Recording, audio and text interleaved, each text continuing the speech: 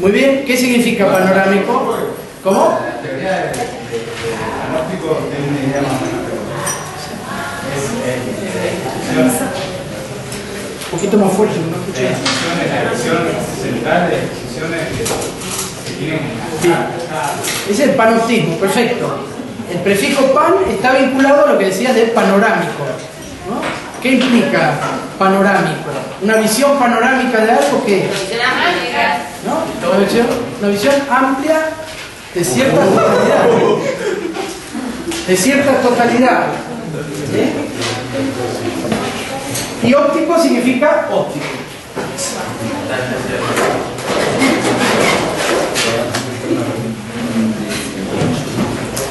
El texto que ustedes tienen para leer de Foucault se llama el panoptismo y está vinculado a lo que decía el compañero recién. ¿Cómo es tu nombre? Pablo. Está vinculado a lo que decía recién Pablo, ¿no? Dentro del panoptismo, la idea de visión panorámica es una idea importante. ¿Quién fue Michel Foucault? Michel Foucault fue un filósofo contemporáneo que murió en 1984, si mal no recuerdo.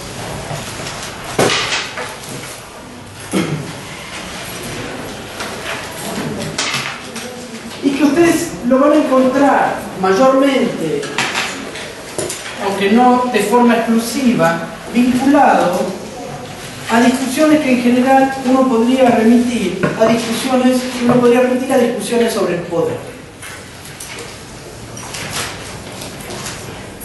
Y eso es a lo que nos vamos a remitir hoy, de la amplia obra de Foucault, de quien aún hoy se siguen publicando cosas que hasta ahora estaban inéditas, cursos, conferencias, entrevistas, etcétera, de toda esa amplia obra que va desde los años fines de los 50, yo soy muy malo con las fechas, pero fines de los 50 hasta precisamente la década del 80, de esa vasta obra nosotros nos vamos a remitir a una discusión bastante restringida de su noción de poder.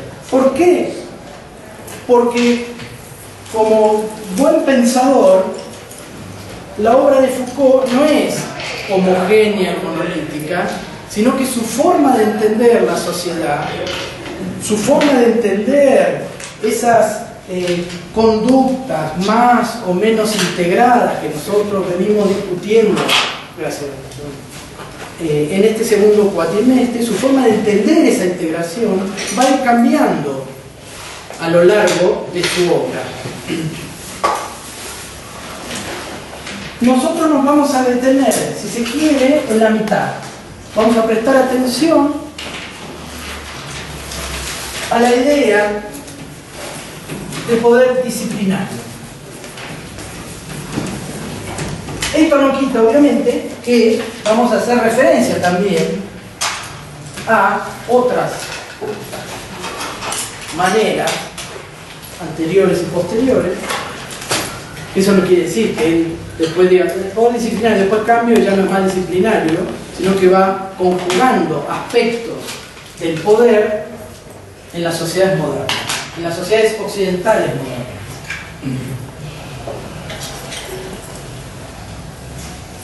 Además del poder, Foucault llevó adelante estudios sumamente minuciosos sobre el nacimiento, ¿no?, de lugares de encierro en Occidente y en la modernidad. La clínica, la cárcel, los manicomios. ¿Cómo es que se fueron dando? ¿Cómo se fue dando el surgimiento de esos lugares de encierro y cómo ese surgimiento de los lugares de encierro está vinculada a una forma de entender la sociedad y a una forma de entender el poder?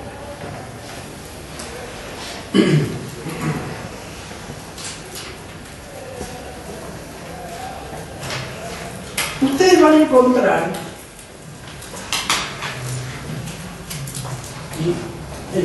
al comienzo mismo del libro al cual estamos haciendo referencia, que se llama Vigilar y Castigar, el parentismo es un capítulo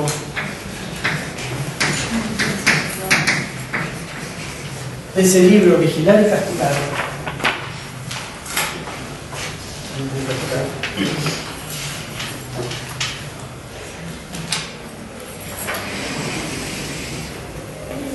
En la introducción de ese libro, Foucault describe muy detalladamente. Foucault fue recién lo definí como filósofo. Lo que pasa es que no es fácil definir a Foucault solamente como filósofo, porque es un filósofo que hizo un trabajo muy minucioso de archivo histórico, ¿no? Uno podría decir, bueno, ¿por qué no pensar que Foucault hizo historia de las ideas? ¿Por qué no pensar que Foucault hizo una historia conceptual? ¿Por qué no pensar que Foucault fue sociólogo? Pero eso es un obstáculo con el que nos vamos a encontrar en relación a un montón de autores y teorías. Es difícil de encasillar en una única disciplina. Esto venía a que Foucault, un gran trabajador de archivos,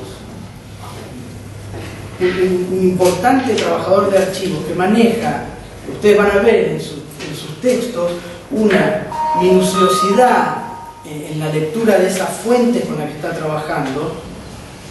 Lástima que no haya más estudiantes de historia aquí, pero una minuciosidad en el trabajo de esas fuentes que realmente es un gusto leer. Y este libro, Vigilar y Castigar, comienza con una descripción muy minuciosa sobre las torturas que sufre una persona castigada, condenada a muerte por el intento de matar al rey de Francia. No voy a recordar el año en que está, pero es 1700 y algo, ¿no? En que se da esta tortura a un personaje que se llama Demian. La descripción de la tortura es sumamente fuerte y violenta, ¿no? A Demian fue condenado a morir descuartizado. Morir descuartizado implicaba que le ataban cada una de sus extremidades a 4 caballos, ¿no? Un caballo de cada brazo, un caballo de cada pierna, y los caballos tiraban hasta que le arrancaban los brazos o las piernas. La descripción sigue diciendo que, como el terreno en el que se estaba dando la tortura, una tortura pública además, ¿no?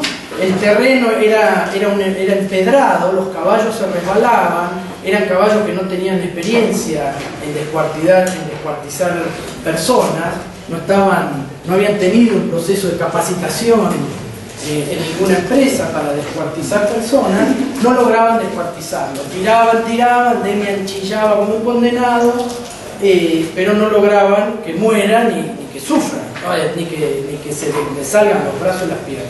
Entonces, ¿qué hacen? Le cortan con cuchillos las articulaciones por donde se podía desmembrar, ¿no? Las piernas, los hombros, le tiran aceite hirviendo en esas heridas, siguen tirando, tampoco logran arrancarle las extremidades, hasta que, bueno, como les digo, la discusión incluso es bastante más minuciosa que la que estoy haciendo yo, ¿no? y más dura. Es decir, una situación muy violenta de castigo corporal. ¿Cómo muere el final? Al final lo abren, lo destripan y se muere viendo sus propias tripas, ahogado en su propia sangre. No. Digamos, muere destripado. Exacto, ese sería el resumen. Si son un poco morbosos, pueden ir a Vigilar y Castigar y leer los tormentos a Demian. Ahora bien, ¿por qué Foucault nos impresiona de esa manera? con esa descripción tan minuciosa de una tortura, que le lleva a sus buenas 3 o 4 páginas. ¿Y qué hay en esa forma de castigo?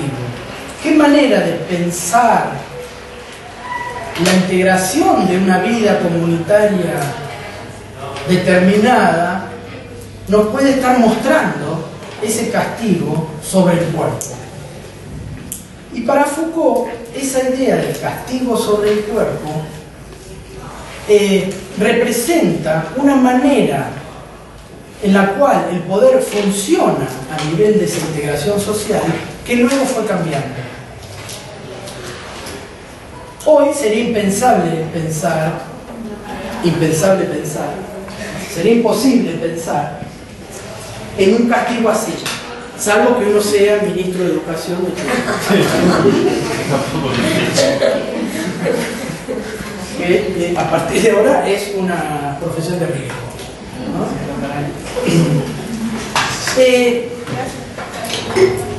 Hoy sería entonces imposible pensar que una tortura de ese tipo. ¿Por qué? ¿Qué les parece? ¿Por qué sería imposible pensar una tortura de ese tipo? Es extremista.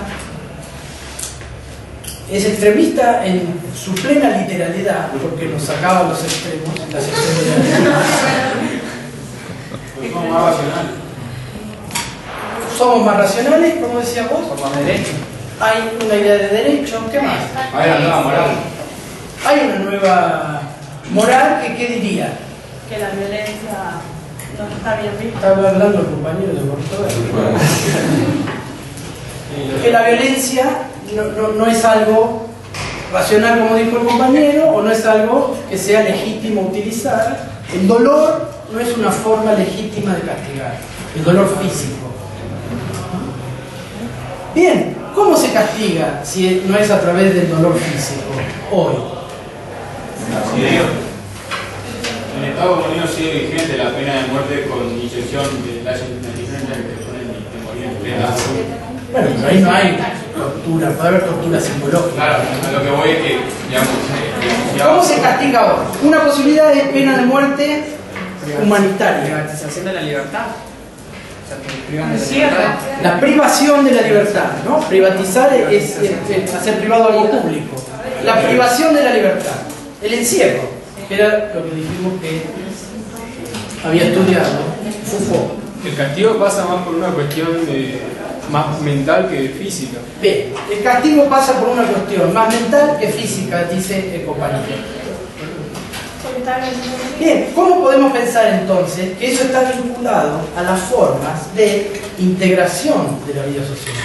¿Qué aspectos encuentra Foucault al momento de estudiar esos castigos? ¿Qué aspectos de esos castigos él encuentra que después funcionan en un nivel más general en toda la forma de integración de la vida comunitaria? Esa podría ser, si se quiere, la pregunta que se está haciendo Foucault en relación al poder en el panoptic, en vigilar y castigar el regular, ¿no? Repito ese punto. Foucault está tratando de pensar qué representan esas dos formas distintas de castigo en relación a algo más amplio, que ya no es castigar un delito, sino que es la forma de integración de toda la vida comunitaria.